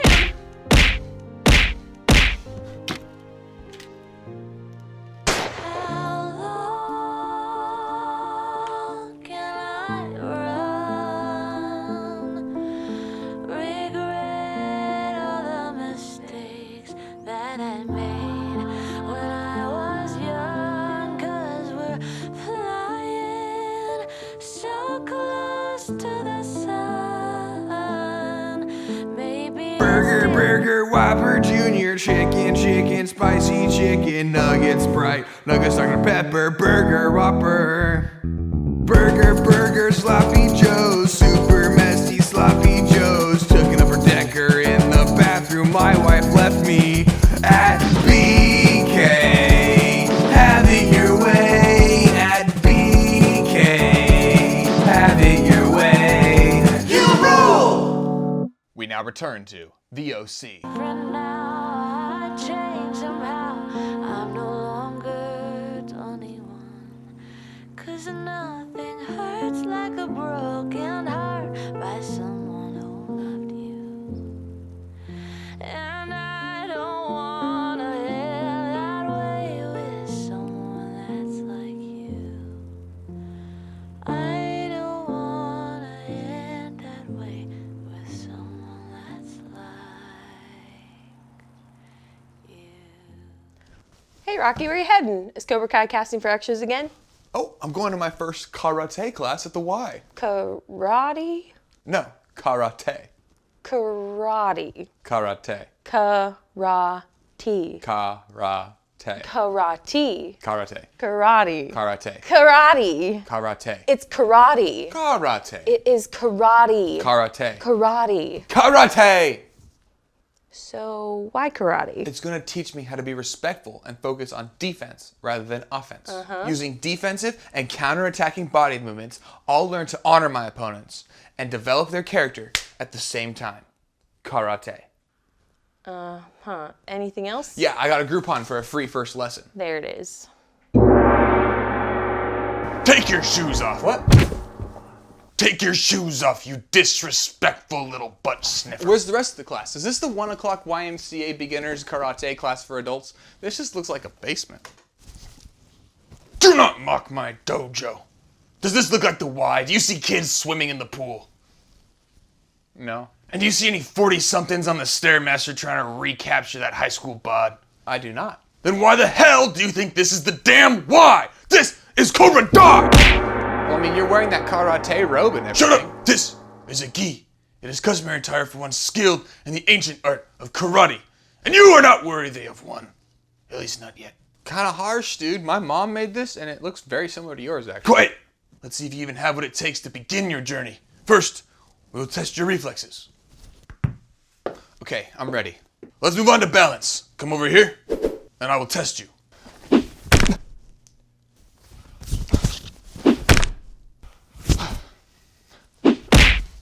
Okay, I'm ready for the test. You are definitely not ready for the test. Let's try one more thing. Show me how you wax your car. Okay.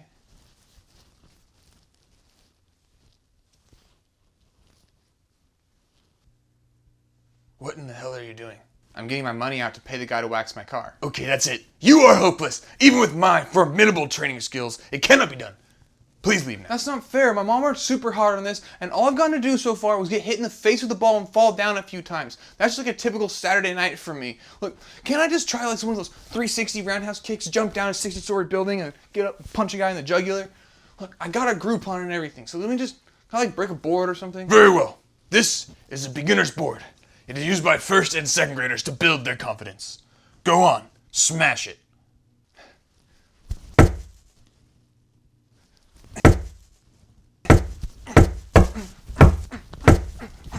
Enough! I cannot watch you humiliate yourself any further. That's not fair. That's a trick board. Ow. Gee, calm down, Johnny Lawrence. I'm going. Do you guys at least validate? You are the most pathetic excuse of a man I've ever seen. You are weak. You have no coordination. You cannot defend yourself. There is no hope for you. You are a pimple on the ass of humanity. If I woke up in your life for even 1 second, I would do the honorable thing and end my existence. So you definitely do not validate. There's a little gray box on the left of the door on your way out.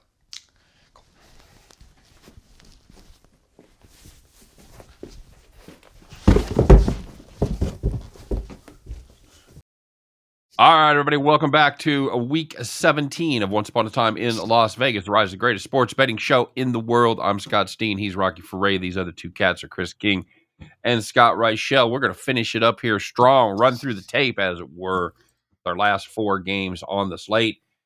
It's the old Battle of the Bay right here. It's the 49ers and the Raiders. You got to go, got to take the Golden Gate, or you got to take the, not the Golden Gate. What is it, Rock? What's the Bay Bridge? You got to take the Bay Bridge over there to Oakland. Then you have to catch a flight and fly to Vegas because they are no longer there, kids. This is a Niners team that's really good. They're favored by 6. 44 is your number. Niners have been hotter than a $2 pistol, as George Jones would say. They've won 8 straight. They've covered 7 of them. That defense is outstanding. They haven't given up more than 80 yards on the ground in their last 8 games. And they don't give up a lot through the air either. They've given up more than 270 yards just times this year.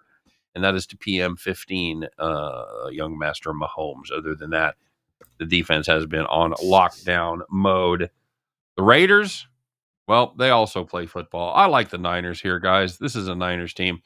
I told you last week they were going to dominate, and they did. I got roasted in the comment section for telling you how good the Niners were.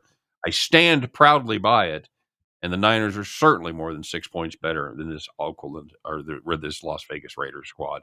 Give me the Niners -6. Yeah, I'm taking the Niners too. I'm wondering how many times you have to blow a second half lead before your team stops showing up in the first half. The Raiders are trying to figure that out because they can't hold on to a lead to save their lives. Really a pathetic loss to the Steelers. They were handed so many chances to win that game, and they couldn't close it out. The Niners are my pick to represent the NFC in the Super Bowl because they're an incredible team. Top to bottom, they're fundamentally sound. The defense is the best defense in the league by a wide margin. McCaffrey, knock on wood, is still healthy, which was a shock by week 17 that he's still healthy. But team's been playing well. Purdy's been good. And the Raiders are, once again, led by Josh McDaniels. And he can't have nice things. So give me the Niners in a rout. They're trying to still compete with the Vikings to potentially improve their seeding. So this game does matter for the Niners. Maybe even getting the 1 seed. We'll see. The Raiders got nothing to play for.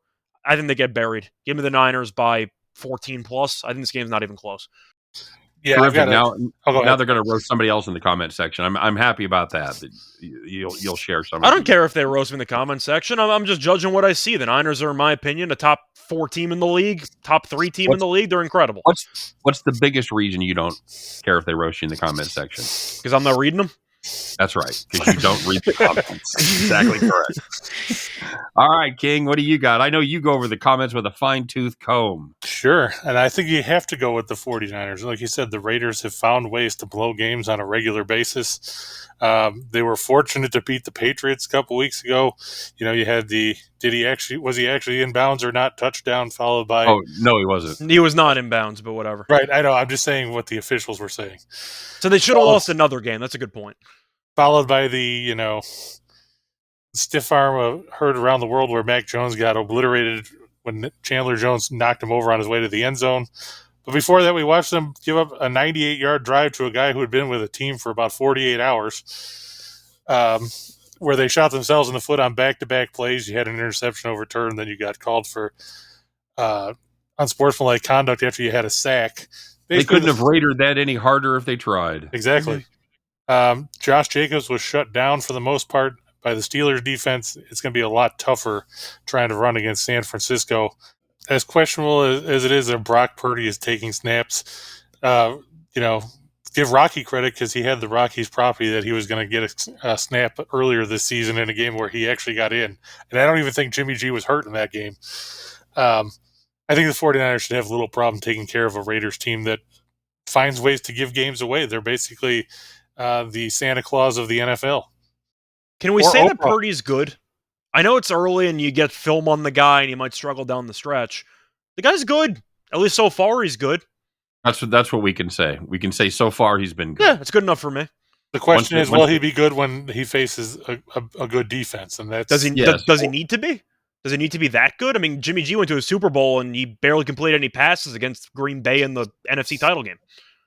Yeah, and he got helped in the playoffs because by the defense, but you've got to be able to scare somebody. Oh no, I get it. I'm saying I think Purdy can do enough with this supporting cast to make a deep run. That's what I'm trying to say. Well, but you also have to bank on them staying healthy. Is Samuel going to be the same guy when he comes back? I can't say the health. I can't say the health thing because that applies to every team. The Eagles are banged up now. It's week 17. Half your team's hurt. But you're talking about the supporting cast. If he loses or Samuel stays out, or he loses Kittle, or he loses Ayuk, is he the same quarterback? Samuel hasn't played the last couple of weeks, so that's what I said. I said if he comes back and he's not the same guy he was before, or if Kittle gets hurt, we'll or see. if Ayuk gets hurt. I think the NFC is relatively weak, but I think the Niners are a very good football team. You got that defense, and you got McCaffrey, and you have a quarterback that at least doesn't turn the ball over, that doesn't hurt you. There's really one rule if you're the Niners quarterback: just don't be an idiot. That's it. Yeah, that's the only rule you have to follow. Leave it nicer than what you found it. That's just like going camping. Just leave the campsite nicer than you found it. Rock, what do you got here? Look, if you're going to roast Steehn in the comments for saying the 49ers are a good team, you got to roast me too, because the 49ers are a top 2 team in the league. Maybe behind only the Eagles. They're so good. They're so good. If you're one of those people who don't think the 49ers are the most complete team, you probably think Bijan Robinson should go in the top 5 in the draft. Yeah, that's right, Shell. So, No, I think Bijan's the only one worthy of a first-round pick. Top 5's crazy. Top 15, maybe. Top 20. But this 1987 draft take brought to you by Brill Cream. Little dab will do you. He's the only first-round running back. The Niners are incredible. Like if you're not at the party, I don't know, you're missing out because they're a phenomenal football team. They're fun. They're a fun team to watch. They're good. They really are. What'd you say, Chris? I said I thought you were going to say it was brought to you by Mel Kiper Jr. I think him picking Levis first overall is laughable, but it's a separate story. Is there a worse haircut than Kirby Smart? My God, no wonder he wears a hat all the time. That is just awful. Just awful. I thought it was interesting when they were talking about J.J. Watt's retirement. They looked at the top 10 in that draft, and you saw all these Pro Bowlers, and then you saw Tennessee took Jake Locker with the 8th overall pick. Didn't you have Blaine Gabbert, like the pick prior with Jacksonville? Yeah, well, but Jake Locker was picked 2 spots ahead of Gabbert. Well, I'm saying you had to get a couple of bad quarterbacks there, but still. At least Gabbert's still in the league. He is. A lot of money. Well, Locker is going to quickly turn into Tagovailoa. Nobody sucks up more money on the sidelines than Missouri quarterbacks. Mm-hmm. Thank you. It's a gift. Much. It really is. Well, the Vikings are going to have to leave the Crystal Ship this weekend as they travel to Lambeau Field to take on the Packers. Packers 3.5-point favorites. That's right, kids. That's your lines right there.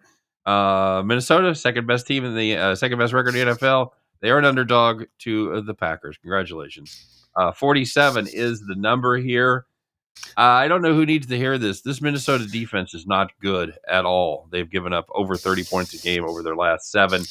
Not surprisingly, the over in that stretch, 6-1. Go figure. I was going to say they've bumped the total up to 48 or 48.5 at most books. Potential snow game, by the way. Might be a little bit of snow in Green Bay. Yeah, a little bit. I don't care. Precipitation doesn't matter. It's all about the wind.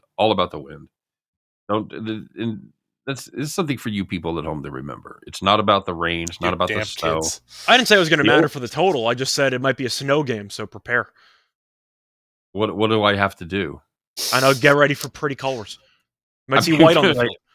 Make extra snacks or get extra cozy as you watch people freeze to death in Green Bay. Am I the only one that watches like the Saturday night snow game? It just feels colder. Like I was watching that game in Cleveland. Like I felt colder. You get an extra pair of blankets and you're just extra comfortable. So what did you do when Buffalo played New England in the playoffs last year? You saw Ryan Fitzpatrick sitting in the crowd with no shirt on. People in Buffalo are wired differently. I can't relate. I thought a Harvard education might be a little overrated. That's what I thought. While you were cranking the thermostat to 90. So Steehn, I'm guessing you're on the over based on the trends. I still am on the over here. It's still at what is it? It's what do you say was I got 47, right? Yeah, it's 48 or 48.5 at every book except FanDuel. FanDuel has it at 47.5. So it's headed up. Grab it. As you guys know, 48, 49, both pretty key numbers. They're playing totals. I'm still on the over here. This is this Packers defense. Miami was able to move the football on them. It's kind of misleading when you see the final score because they turned the ball over 4 times on stupid interception. Potential concussion assisted interceptions. Correct. So I think this is going to be I think we're going to see a lot of offense here, is what I'm saying. Or more appropriately, I think we're not going to see much defense. I'll take the over. We'll lock it in at call it 48. Yeah, call it 48. All right. Yeah, I'm going to go with the Packers in this one. Regardless of the year, there is basically just a standard tradition. Green Bay wins the game at home against Minnesota. Happens every year. We've seen this exact script before because we have Minnesota, who has the second best record in the league, being an underdog to a team below 500. And last time we saw this, Detroit beat the crap out of them. So I think that it's definitely trappy. They're going to dare you to take Minnesota. I'm not going to do it. Green Bay seems to be playing good football right now. They're going to run the ball well in this game. And I trust Rodgers in the elements compared to Cousins. Anytime you have a dome team traveling outdoors to cold weather, I tend to fade the dome team. Give me Green Bay. I think they'll win this game by 7. Yeah, I don't know if you can trust 4 o'clock Eastern kickoff Kirk, or if he fades into more of primetime Kirk. But we're talking about a Minnesota team. Sure, they're 12-3. Their point differential is +5. Yeah. So, I mean, their expected record is slightly over 500, 7.6 wins, 7.4 losses. They're 10-0 in one-score games. 11-0 now. 11 or 9? Okay. Yeah, because they won the game against the Giants, so they have 11 one-score wins. That's like winning 80% of your one-run games. That doesn't happen. It's just a statistical anomaly. Yeah, and you have to figure, they're not going to maintain that kind of success. Green Bay, they're still in the playoff hunt for some ungodly They actually have reason. decent odds now because everything broke their way this past week. But, and they get Detroit in the finale at home, so that's not going to be fun for Detroit. I'm going to take Green Bay and give the points. I just can't trust Minnesota's defense that's, dead last in almost every category. They're 5th worst in points. They're second worst in yards allowed. They're 4th worst in first downs. They're last in pass defense. They're middle of the road, I guess, in rushing defense, but that's because everybody throws on them. It's like that's right. And we talk about that. A lot of the times you see those stats like, well, at least they have a good rushing defense. No, they don't, because nobody fucking runs on them. That's why you always have to look at yards per carry. Yep, yeah. They're 18th in yards per carry allowed at 4.4. Also worth mentioning that Christian Watson is questionable. I believe he hurt his hip in that game against Miami, so maybe he's not going to play. I'm assuming he will, but just keep an eye on it. Well, yeah, if he doesn't, Dobbs stepped up when he went out anyway. Yeah, just saying. Just keep an eye on it. My favorite music, Dobstep. Nice. Thank you. My favorite player, Romeo Doubtful. Nice. All right. What do you got? Look, the Vikings, the 2022 Vikings are a team of destiny. And to be a team of destiny, the Cardiac Kids are going to need an important loss. A loss against a sub-500 divisional opponent in the snow is going to be what takes them to the NFC Championship when they get absolutely demolished by the Eagles. I think that the Packers win this game. Okay. A team according to my script. Team of Destiny. Do you remember the old Cardiac Kids, Steehn? The Cleveland Browns? Yeah, with Brian Sipe. Mm-hmm. Remember what happened to them? That was the 1 yard line fumble, or that was the drive? Which one was that? No, that was Red Right 88. Oh, yeah. Okay. Coming down the home stretch here, kids. Who's the home team here? Who cares? It's the Rams and the Chargers. Somebody's going to have to move over to the visitors' side, and it's going to be the Rams because they are the visitors. Chargers are the host team here. Chargers minus 741 is the total. Well, I'm going to make a Rockies proppy here. The Rams will not score 51 again. Okay. It's a bold strategy, Cotton. Let's see if it pays off. I'm going out on a limb here. I don't love either one of these teams. I think that number is a little bit tall, but I just can't get behind the Rams. I think Baker Mayfield's going to be under pressure all day long out of this Chargers pass defense or this pass rush. I think it could be ugly. I think the Chargers could fall behind, but I think eventually the Rams are run out of will, and the Chargers are able to pull away late. I'll take the Chargers minus 7. I'm taking the Rams in this one. I think the spread's too big. Chargers, what are they playing for at this point? They clinched a playoff spot against the Colts. They have no chance to win the division. What are they playing for? No, that's true. That is true. There is a motivational. Well, they're playing to. What are the Rams playing for? The Rams don't have anything to play for, but at least they've shown like they're still trying. It seems like they're just a prideful unit under McVay. So the Chargers are playing to avoid having to play one of the better teams in the first round. They'd rather go play Jacksonville or Tennessee than play, one of those top 3 teams. It's a fair point, but I keep looking at the Chargers, and they don't win games by margin. They beat the Colts by 17. They should have won by a lot more. Foles couldn't do anything, and they only scored 20 points. Beat Tennessee with Malik Willis for half the game by 3. Beat Miami with Tua having the worst game of his career by 6. Beat the Cardinals on a 2-point conversion with like a minute to go. They don't win by margin. I'm going to take the Rams. I just think this game's going to be close.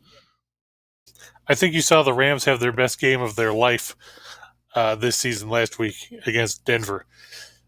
You're still not going to see Aaron Donald. They still don't have any receivers. The team on paper is bad. It's just 7?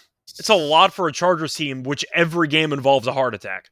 But it's like Rocky said, the Chargers have, the Rams have nothing to play for. What are they going to do? Woo, we're 6-10 if we win this game.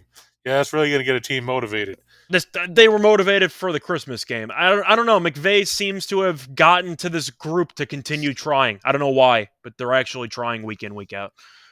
Well, trying and all that is one thing, but when you're facing a team that actually has something worthwhile to play for, because I'll tell you what, if I'm a team in a wild card spot, I would rather go to place Jacksonville or Tennessee on the road than have to go to Cincinnati or go to Arrowhead. Or could you imagine Justin Herbert and the Chargers going to Orchard Park trying to throw the ball with 8 feet of snow and 50-mile-an-hour winds? Because damn well the Chargers can't run the ball. Mm-hmm. So I'd rather play Jacksonville or Tennessee where the weather's going to be a little more favorable than those other places. I think this is a Chargers team that's going to be motivated. They've played good defense the last few weeks. I think they win this game by 10. I'm with Scott on this one. I don't know if the Rams are going to win this game, but I think the Chargers are bad enough that they'll keep it close. They only scored 20 points against the Colts. That's an embarrassment. They had the ball the entire time. The Colts couldn't move the ball. Yeah, they only scored 20 points. The Chargers have been doing this all year. I don't think the Chargers are going to be able to come within more than 3 points to the Rams at the end. I think the Rams might win the game, to be honest. But I think 7's way too high for a team in which every game is close. And one other counter to you, Rachel, you pointed out how they beat Tennessee by 3 in a game where Malik Willis played half the game. The Chiefs beat Tennessee by 3 in overtime in a game where Malik Willis played the whole game. Yeah. But we always talk about the Chiefs playing with their food, though, so I don't know if that really applies. I don't know how good this Chiefs team is. I mean, they literally could lose to anyone. They could beat anyone. For the record, this is unrelated. I think the Chiefs are the 3rd best team in the AFC. I got them behind Buffalo and Cincinnati. I think they're behind Cincinnati. I don't know. With Josh Allen being a turnover machine, I just don't know. No, I'm leaning Buffalo because I'm assuming the home game would be in Buffalo. That's kind of why I'm leaning to the Bills. Cincinnati hosting Buffalo on Monday night for a huge game. Huge game for both teams. Cincinnati needs it to keep their lead against Baltimore. Also need it for their outside shot at home field throughout the playoffs. Buffalo needs it to maintain their lead for home field throughout the playoffs. As a Chiefs fan, I'll be watching this with a fair amount of interest to see what happens, as most of these teams have tiebreakers on the Chiefs. This Buffalo defense does a really good job of shutting down shitty offenses. I don't have the complete faith in them to perform against great offenses that I do as they beat up on the Jets, etc. Scott talked about it. I don't know if we leave it in or not, but Scott talked about his favorite team being in the AFC right now being Cincinnati, and it's certainly hard to argue with the quality of this team, the way they've been playing lately, especially on the defensive side of the ball. I always look for things that kind of are outliers or things that are a bit unusual, and this Cincinnati defense does appear to have taken the next step, and the offense appears to be coming together after Joe Burrow is finally, I think, healthy after his appendicitis problem. I've got Cincy here, guys. This is a team they've been a favorite of gamblers. They've won and covered 7 straight. They've covered 12 of their last 13.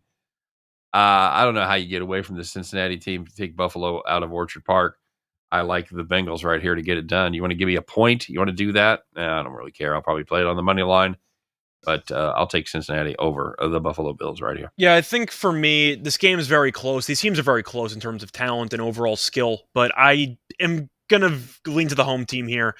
It's one of those spots where I think the game's a coin flip, so I'll side with the home team.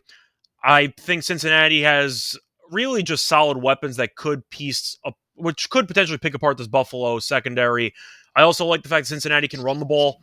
I'm still a little bit uncertain about what the actual running back system is for Buffalo, because they have Singletary and Cook and a little bit of Naheem Hines, which they kind of sprinkle in there.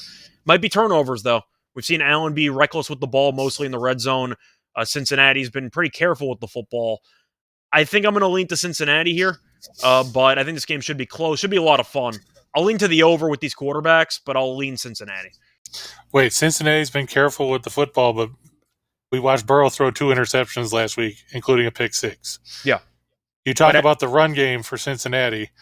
They ran for 73 yards against New England. They ran for 53 against Tampa Bay. The only reason anybody's talking about Cincinnati being on a 7-game win streak, you talk about beating up on poor teams.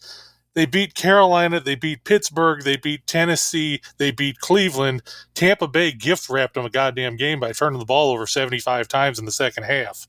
And they got by New England because New England missed 2 extra points and fumbled the ball inside the damn 10-yard line. Okay, wait, but then you're looking at the Bills winning streak, and who have you beaten? You beat the Bears, the Dolphins, the Jets, the Patriots, the Lions, and the Browns. Like I don't understand your argument. Both teams have had easy schedules. Look at the schedule of the season. Buffalo has beaten Kansas City. Buffalo has beaten Baltimore. Buffalo beat Green Bay. They went to overtime against Minnesota. They've beaten the team seeded 2, 4, 5, 6, 7, 8, and 9 in the AFC. You're mentioning games from 3 months ago. I don't know what that has to do with Miami anything. 2 weeks ago. Yeah, I thought we just roasted Miami for being overrated. What is happening right now?